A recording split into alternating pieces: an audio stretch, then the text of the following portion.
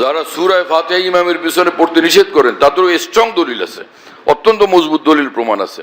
আর যারা পড়তে বলেন তাদেরও দলিল প্রমাণ আছে, কিন্তু তাদের দলিল প্রমাণ যারা সূরা ফাতিহা পড়তে নিষেধ করেন তাদের দলিল প্রমাণের সমান না, সম পর্যায়ের না, তাদেরটা আমাদের দৃষ্টিতে আরো হালকা। আর যারা নিষেধ করেন তাদের দলিল ভীষণ স্ট্রং। কারণ আপনারা জানেন যে আসমানের নিচে জমিনের উপরে কোরআনের পরে সবচেয়ে বড় কিতাব একটা হলো বুখারী শরীফ, তারপরে মুসলিম শরীফ। সহিহ বুখারী সহিহ মুসলিম লেখাই আছে কিতাবের উপরে, দোনো কিতাবের নাম সহিহ বুখারী সহিহ মুসলিম। এই যে মুসলিম শরীফে হাদিস আছে, রাসূলুল্লাহ সাল্লাল্লাহু আলাইহি ওয়াসাল্লাম বলছেন পরিষ্কার যে ইমাম যখন দাঁড়ান ইজা কাব্বারা ফাকাব্বিরু, যখন ইমাম আল্লাহু আকবার বলেন তোমরা আল্লাহু আকবার বলো, পরোক্ষ নেই।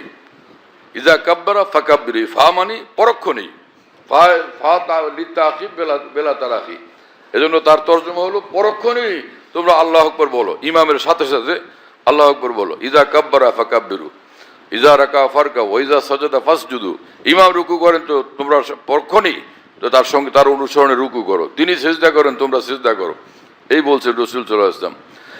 এবং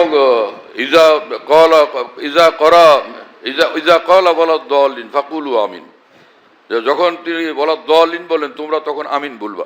এগুলো সব রাসূলুল্লাহ সাল্লাল্লাহু আলাইহি ওয়াসাল্লাম শিক্ষা দিয়েছেন এই হাদিসের মধ্যে। কিন্তু এর মধ্যে এটাও বলছেন ওয়াইজা ক্বারা ফাআনসিতু, ওয়াইজা ক্বারা ফাআনসিতু, এবং যখন ইমাম কোরআন শরীফ পড়েন নামাজের মধ্যে, ক্বারা মানে কোরআনে কারীম থেকে পড়েন, তো ফাআনসিতু তখন চুপ থাকো সকলে। এখানে ডাইরেক্ট রাসূল সাল্লাল্লাহু আলাইহি ওয়াসাল্লাম চুপ থাকতে বলছেন।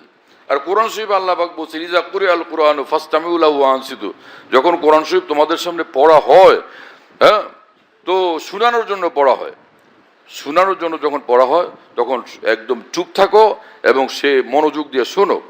তো চুপ থাকাও ওয়াজিব, এই আয়াতের ব্যাখ্যা ফুকাহায়ে কেরাম লিখছেন চুপ থাকাও ওয়াজিব এবং সে কি বলে মনোযোগ দিয়ে শোনাও ওয়াজিব, দুটোটা ওয়াজিব, আলাদা আলাদা। চুপ থাকা ওয়াজিব, মনোযোগ দিয়ে শোনা সেটাও ওয়াজিব। কি কথা বুঝতেছেন প্রিয় বন্ধুরা? তো ওখানে তো হাদিস শরীফে রাসূলুল্লাহ সাল্লাল্লাহু আলাইহি ওয়াসাল্লাম পরিষ্কার বলে দিয়েছেন ইজা ক্বারা ফাআনসিতু। এই কথা তো বলেন না যে ভাগ করে বলেন না যে আলহামদুলিল্লাহ সূরা পড়তে সময় তোমরাও পড়ো, আর বাকি যে কোনোটা পড়েন তখন তোমরা চুপ থাকো, এই কথা তো বলেন নাই, সোজাসুজি এক কথা বলে দিয়েছেন। অথচ এখানে নামাজ পড়ার পুরো তরিকা বলছেন, আল্লাহু আকবার থেকে শুরু করে পুরা নামাজ, কথা বুঝেন নাই? তো এর ভিতরে কেরাতের পদ্ধতি কারটা কি সেখানে আমল বাতলাই দিয়েছেন। ইজা ক্বারা ফাআনসিতু, ইমাম যখন পড়েন কোরআনে পাক থেকে তখন তোমরা চুপ থাকো। এই হাদিসে পাক তো হানাফি মাযহাবওয়ালাদের দলিল, পরিষ্কার একদম। আমরা এই হাদিসের উপর আমল করি, এই হাদিসের উপর আমরা আমল করি, তো মুশকিল কি?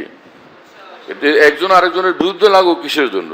হ্যাঁ, যারা ফাতিহার দলিল পেশ করে তো তাদের দলিল পেশ করার জন্য কিছু সুযোগ তারা দেখেন, তাদের দলিল পেশ করার জন্য তারা কিছু সুযোগ দেখেন, সেগুলোকে আমরা দলিল মনে করার সুযোগ আমাদের হয় না। আপনাদের দলিল মনে করার সুযোগ হয়, আপনারা আমল করতেছেন, ঠিক আছে, কিন্তু আমাদের যেটা স্পষ্ট সুস্পষ্ট দ্ব্যর্থহীন দলিল সেটা আমরা ফলো করি। তো আমরা রাসূলুল্লাহ সাল্লাল্লাহু আলাইহি ওয়াসাল্লামের কথাই ফলো করি। আপনারা মনে করেন আপনারা রাসূলুল্লাহ সাল্লাল্লাহু আলাইহি ওয়াসাল্লামের কথা ফলো করেন, ঠিক আছে, তো আমরাও তো সরাসরি রাসূলুল্লাহ সাল্লাল্লাহু আলাইহি ওয়াসাল্লামের কথাই ফলো করি। একজন আরেকজনকে নিয়ে তিরস্কার করার কোনো সুযোগ তো নাই, আমরা দলিল মনে করার সুযোগ আমাদের হয় না।